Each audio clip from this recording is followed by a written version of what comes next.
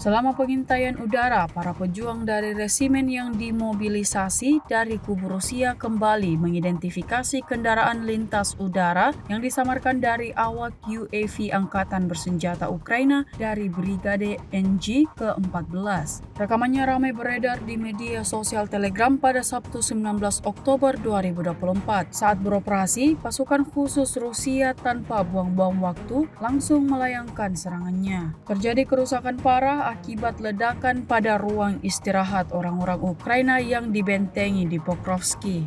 Alih-alih melakukan perlawanan, militer Ukraina bahkan tidak punya waktu untuk menyelamatkan nyawanya masing-masing. Hingga video ini beredar, beragam respon diberikan warganet.